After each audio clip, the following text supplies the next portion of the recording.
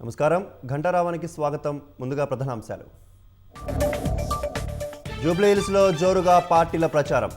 రాష్ట్రంలో బుల్డోజర్ ప్రభుత్వం రాహుల్కు కనిపించడం లేదని కేటీఆర్ విమర్శ.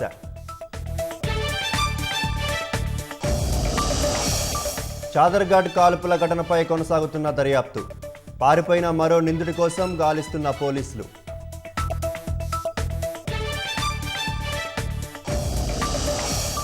ఆంధ్రప్రదేశ్ వైపు దూసుకొస్తున్న మొంతా తుఫాన్.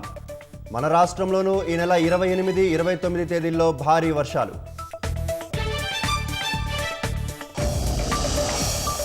ఇస్తాంబుల్లో శాంతి చర్చలు విఫలమైతే ఆఫ్ఘన్పై యుద్ధం ప్రకటిస్తాం. తాలిబాన్లు శాంతిని కోరుకుంటారని ఆకాంక్షించిన పాకిస్తాన్. కెనడాపై అదనంగా 10% టారిఫ్ విధించిన అమెరికా.